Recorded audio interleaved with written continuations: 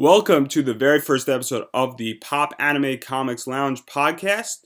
My guest today is Miles Greb, the creator and writer of After the Gold Rush, an independent comic that will be raising funds on Kickstarter in August. The song of the week is Needle and Thread by Kill Matilda, which can be found on iTunes and killmatilda.com and will be part and released in their album on August 25th. And you currently can hear the song and see the music video. So without further ado, here's the song of the week. I'll find your body parts, I'll sew you a new heart, put you together again with my needle and thread. I'm getting lonely, baby, no one to talk to, baby, living underground now, babe, with the wolves and the tide. Then I found your skull, my baby, arm, bones, lungs, and hands, my baby. Saw your skeleton, my baby, your black shine.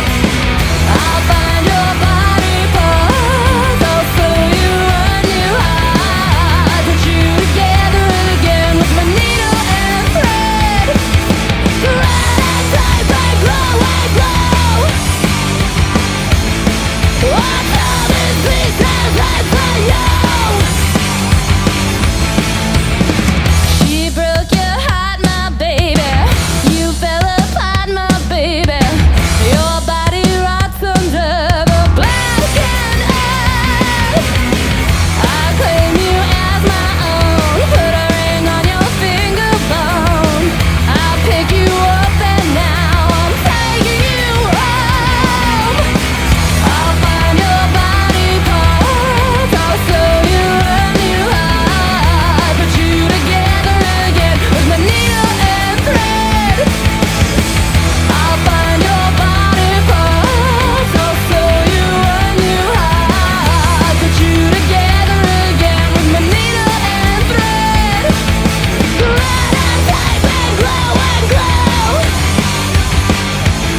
What's all these pieces that for you? Thread and tape and glow and glow. What's all these pieces left for you?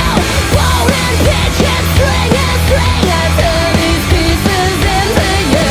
Thread and tape and glow and glow. What's all these pieces left for you?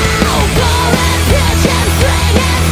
Together, baby, we can do anything. If you would like to support this podcast, you can go to popanimecomics.com and click on the affiliate links. When purchasing products from Amazon.com through my site, I get a small percentage back at no cost to you, which helps to keep production costs lower.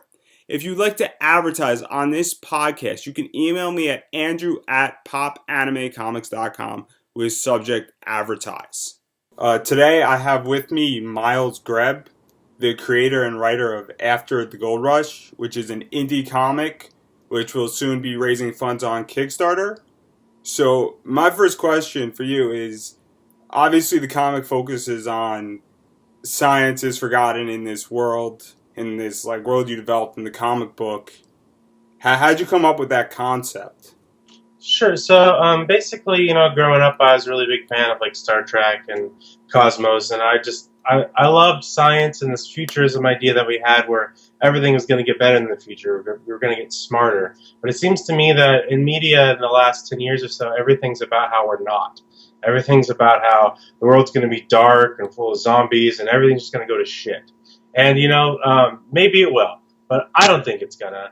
And I think that we can fix it. And I love science and everything that it can give us. So I wanted to make a comic that really showed what science is, not just an engineering or things like that which is what you often see somebody build a ship and like, oh look, science. No, science is a methodology of trying to understand the world through building theories. And I wanted to create a comic that really showed that off and the value of it. And so I thought a good way to do that was to show the conflict of culture, of a scientific culture versus a non-scientific culture.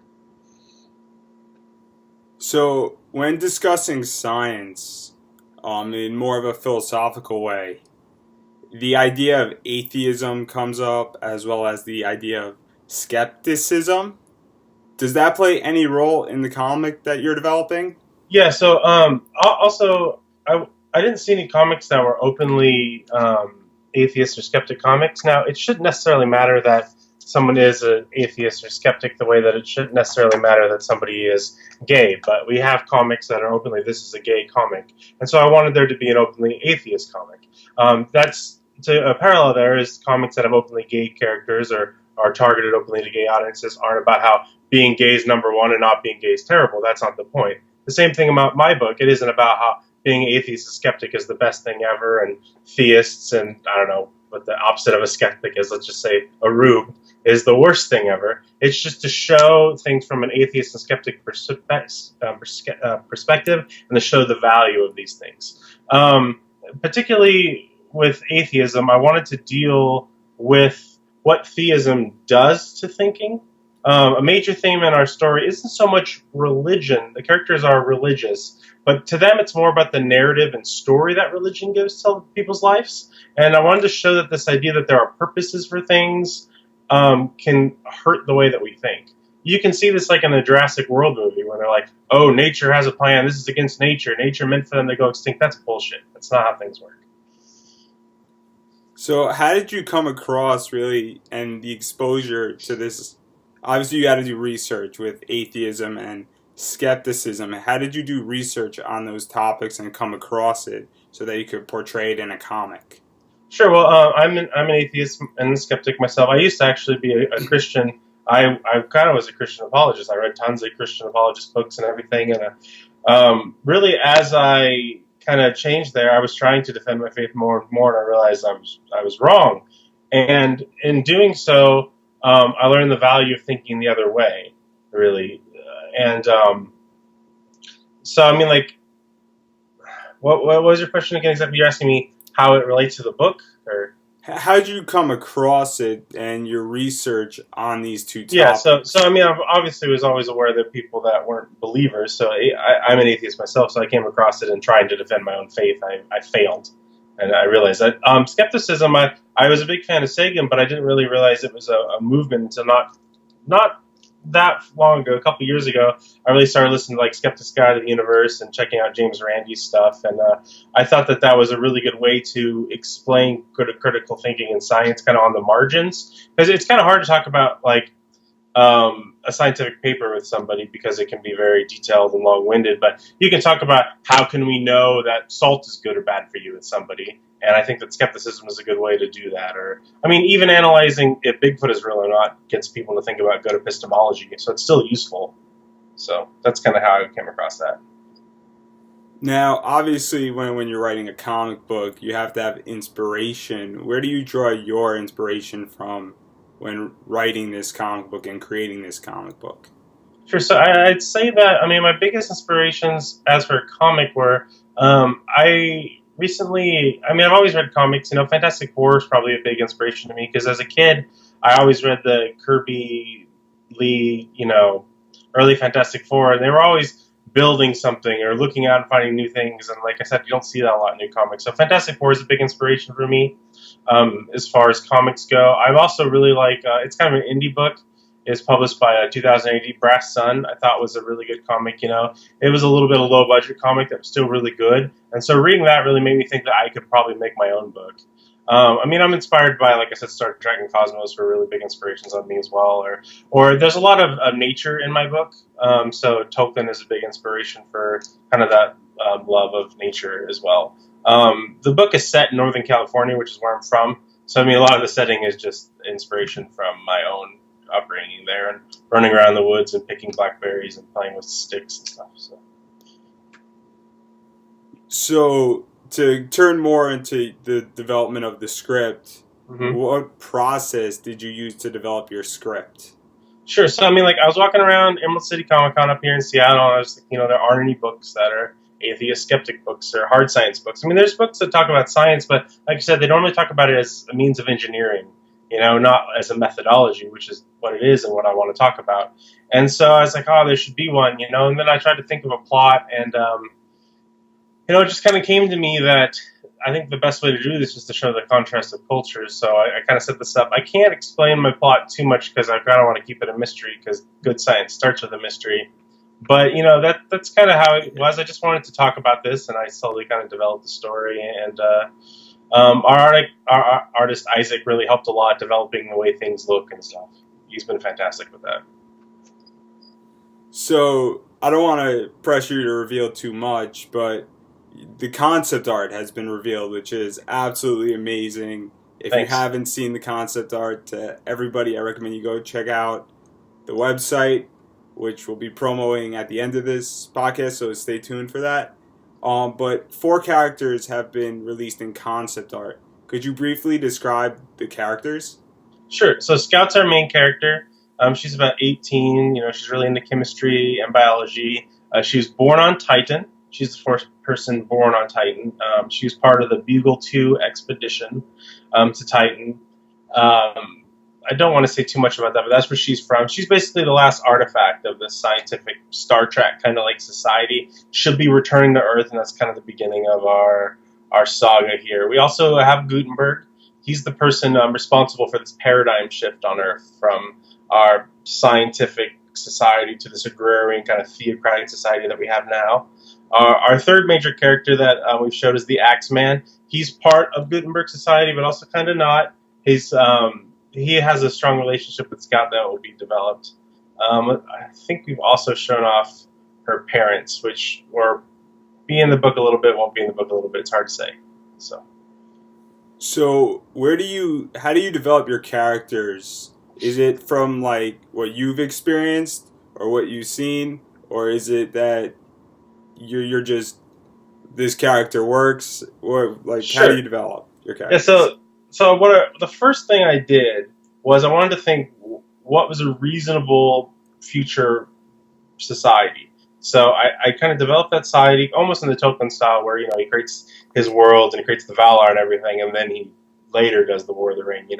So I created the society and thought this is the way I think things will work, and I also did tons of research for everything. I would try to make sure everything I have some scientific basis for things. I'm not just bullshitting like Star Trek Voyager does. We're like, oh, it's a tachyon ray. That's what that is. So I tried to make everything make sense, and I try to develop Scout in that society. So the way that she thinks is like that society. So she doesn't say things like a sunset because the sun doesn't set. It's a nonsense phrase. She says things how they are because that's the way she was raised. And so after that, I wanted to create, kind of our theist character, he's our antagonist. But I also want to point out that he's not just this idiot theist character. That's not at all what we're doing. That's not the point I'm trying to make of this book. Gutenberg's actually one of the smarter characters in the story. So I really wanted to structure him to be a good apologetic-based character. And I think that my old religious upbringing actually helped me write him a lot. The Axeman came into play because I wanted Scout to have an interesting person to relate with in this society. And like I said, I don't want to say much about him because I haven't revealed any of his stories, so I'm a little stuck there explaining that to you. But that's really his importance in the story. But yeah, how I come to make the characters really is thinking about what makes sense in the universe more than trying to force the character into the story. So to talk a little bit more about character development, how much influence does your artist have in helping develop the characters? Well, Isaac's been a great help. He's a fantastic artist, and he's really done a lot. Basically, I wrote the first script. I wrote the way I wanted the main story to go. Like this is my vision. And then I wrote a couple paragraphs describing Scout. I'm like, I need her in her cryo suit. I need her Titan mission suit. I wanted to kind of look like this. I mentioned some styles that I liked, and I was like, we need to make sure it's realistic looking, and these kind of fibers I think they're using in the future, etc. And then, he gave me back the images, and they were just fantastic. He picked out the colors and stuff, and I think that's been a big hit because I didn't want it to be dark and gritty looking. I liked the colors, and he really nailed that. So he's been a really big help for that. Now, to change gears a little bit and to focus more on your experience with this project, what were the challenges that you experienced as the creator and the writer of this comic? Yeah, so I mean, one of the big things is just figuring out how much everything's going to cost. Like, all right, how much money do I need to make a book? And then you figure out, oh, artists want a lot of money, and so pretty much I sold all my magic cards. I had a lot of them; they're all gone now, which is kind of sad. But and I've used that to get everything started, get everything rolling. So that was a big deal. But also just you got to talk to a lot of people. I get home and I got like 8 emails from everyone I got to answer. So a lot of logistics and stuff like that. Also, screenwriting's difficult because, so I wrote my first couple of pages, and I have a friend who's a good editor for newspapers and stuff, so he helps me edit my stuff. And I wrote a bunch of stuff, and I wrote these big, giant descriptions for the captions, like, oh, the moon looks like this, and it's freaking awesome. And he's like, dude, that's just for the artist to draw the moon. You don't need to write, 5 paragraphs of prose for the artist. I'm like, that's a good point. No one's going to freaking read that. And so, I had to learn how to write comics, because I come from a journalism, short story background, and so that's the way I was writing, and neither of those are efficient at this. So just getting the diction of writing comics, but I think I got it down. I hope so. So to talk a little bit about your artist, how did you go about finding your artist?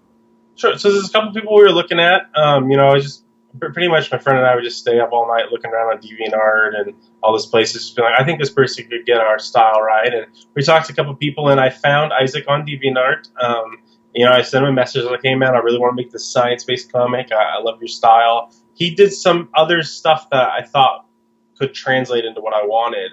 And, we sent him some instructions, and then he gave us back our first image of Scout, which isn't on the website, but I have shared it a couple times on Twitter. Scout was a little younger in that picture. She was like 14-ish, because I originally was going to have her be younger, but we decided to make her more 18 eventually. And yeah, he nailed that, and so, we went with him again to do the final concepts, and those are so fantastic, and then we offered him the job to be the artist, and he's going to be the artist on at least the first 3 and probably the first 4 books. He may also stay on after that, but right now that's what our deal is. So how do you collaborate? Do you collaborate in person? Do you collaborate over the internet? Do you do a combination of collaboration? Sure. Well, he lives in the middle of America, so I've never seen the guy. But we talk on email a lot. I send him a bunch of notes, and he sends me, a big page of notes back. And then every couple of weeks we get on Skype and talk for a couple hours on there to try to flesh everything out. I'll be like, oh, I want her to fall off this thing, and it'd be awesome. And he's like, how the hell am I supposed to draw this? Blah, blah, blah, So we go over all the details. But, yeah, we kind of just base it out over time because, it takes a while to get the art in. And so I'm ahead a couple on scripts. So, he's always asking details and stuff in the past. So I kind of work on his pace, and he kind of works on mine. So, but mostly just over the internet.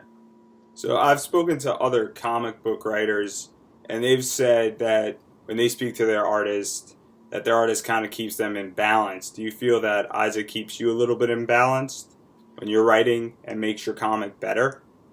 I think that he has definitely made it better. Like a couple things where, I really like the scenes of Star Trek where everyone sits down at the table and talks to each other, or one of my favorite video games is Final Fantasy Tactics because everyone's just talking to each other all the damn time.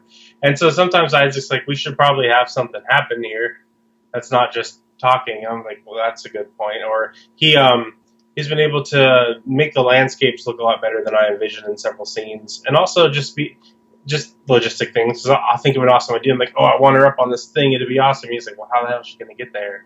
And so things like that has really helped me just thinking about how we're actually going to translate it to a comic. Because it's different than writing a novel where you can describe things visually in a certain way, poetically. But when you actually have to visualize it on the page, it's more one-to-one reality. So he's been a big help for that.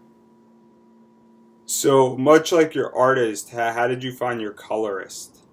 Yeah, so we were actually searching for a colorist. There's a Reddit Comic Collabs, actually, which is a great place to find people to help work on your book. We got a couple great submissions from there, and I've actually shown one of them that we didn't go with because he did a really great job, and I really liked his stuff. You can view it on our Twitter if you like.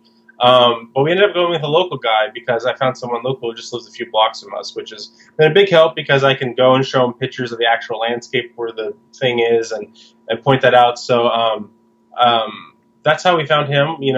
I just posted on Craigslist for a colorist, and he messaged us, and he was local, which is a great deal, and he has similar scientific values as us, and I think he's going to. Michael Shepard is the colorist, by the way, and I think he's going to be a big help on the book. So how much freedom does he have to choose which colors to put in and what colors not to touch? Well, I mean, he's more limited than just the visual light spectrum. I think that I want things to look realistic, you know. Like when Adam Sandler wanted to draw a blue duck, you know, that's fine. I don't know if you get that joke, but anyway, I don't want blue ducks in my book because I've never seen a blue duck. The opposite of his wanting a blue duck. Like I want things to look realistic, you know, because I want the book very much to be scientific, and it's also set in a specific place. So I want it to look like that, but that doesn't necessarily mean that there's a dogmatic color palette. You know, I like the way that Isaac set up the color in the book. That's the way it will mostly look. But I also like to take input from my artists. I mean, they're artists. They're good at what they do, and that's why we want them working with us. So now you mentioned that you sold all your Magic cards to help fund this. How painful was that? Well, I had this EDH deck.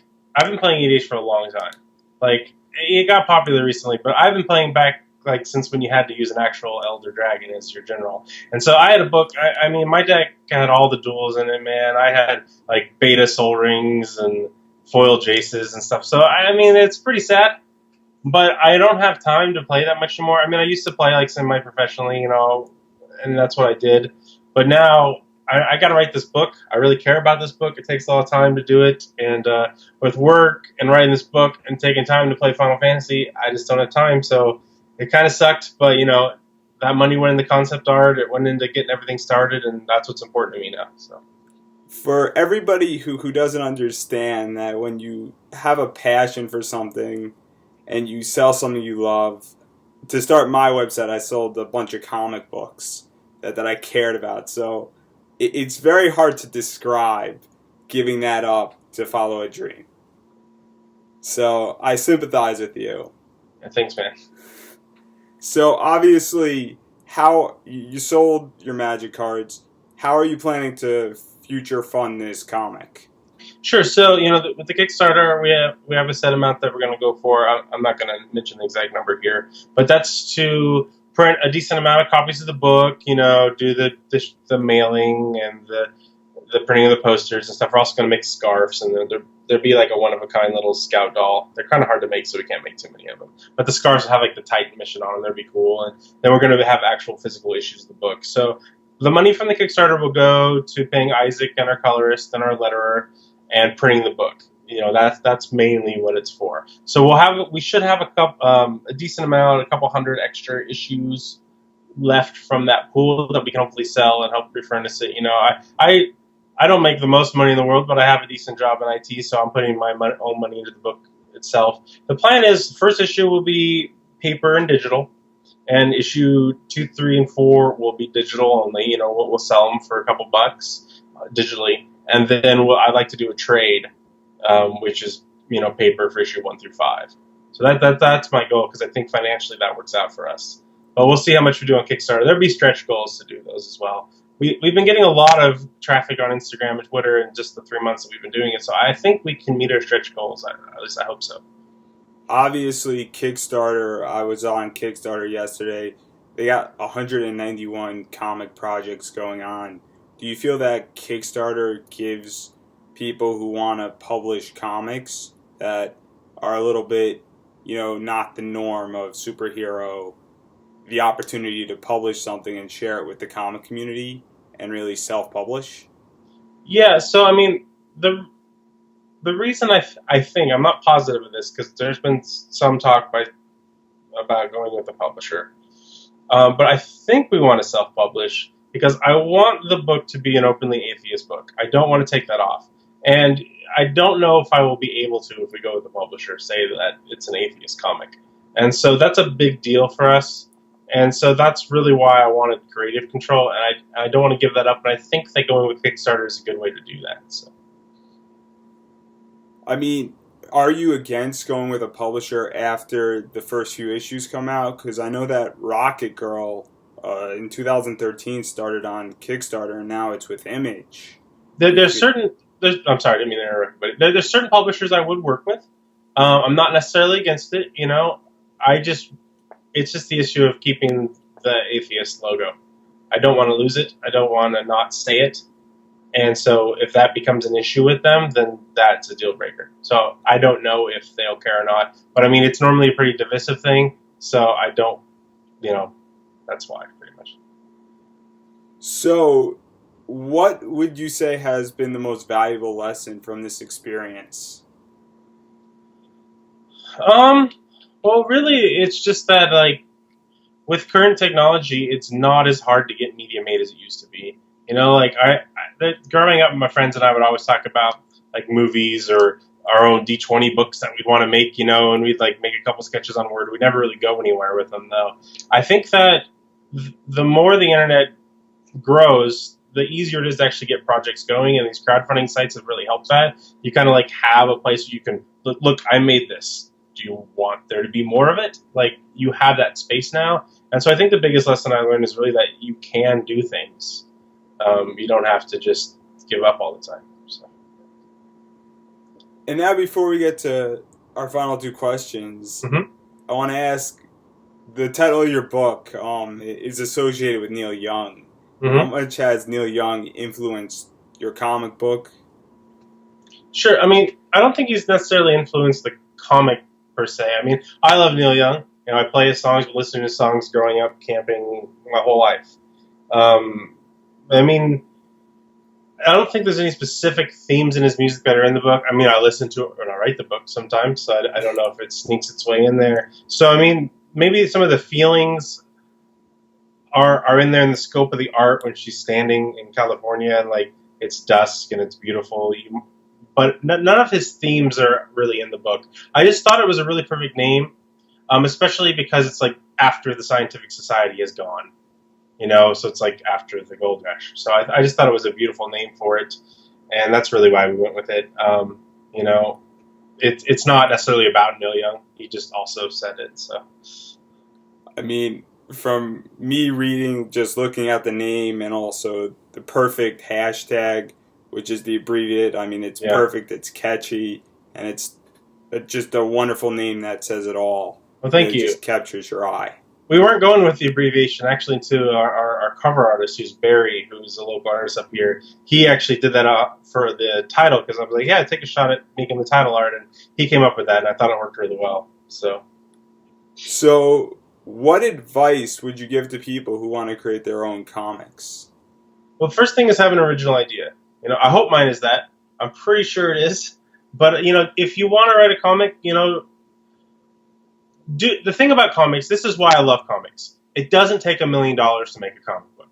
If you want to take a movie, you have to get a boardroom to agree with you. You have to get all these producers on. They're going to run focus groups. They're going to make sure that all these groups of people like your story. So your story is going to become homogenized. Comics don't need that. You can make a super good comic for less than $10,000. So you can be very original. So be original. That's the great part about the space. So, maybe you have a great idea about zombies, but probably don't write about zombies. I mean, Last of Us, the video game, came out, and it had what are de facto zombies, and it managed to tell a fantastic story. But unless your story's as good as Last of Us, you probably shouldn't be writing about zombies anymore. There's already really great zombies. Don't write about how everything's going to go to shit. Make something up that's original. Use the medium for what it's always been best at, and that's coming up with something new. And I think if you do that, you'll be successful, or you'll at least have a good shot. So the final question, before we go, do you have any plugs like Facebook, Twitter, website, so people can keep up to date when the Kickstarter campaign launches as well as when the comic launches? Yeah, definitely, and thanks for the platform to promote here. So you can follow us at Gold Rush Comic. We also have a Facebook, but it's not as active as our Twitter. You can follow us on Instagram as well. What is our Instagram tag? I don't know. It's something. It's After the Gold Rush Comic. That's what it is. And our Our website's also listed on our Twitter, so you can follow us there. And you can, if you ever have any questions for us, or you might want to work with us or anything, you like us, you're an artist, you want to do some promotional material from us, that's awesome. You can always contact us through the website, and I will be the guy you'll be talking to. This concludes this week's podcast. Before you go, be sure to check out popanimecomics.com and subscribe to this podcast anywhere where podcasts are available so you don't miss any new episodes every Sunday.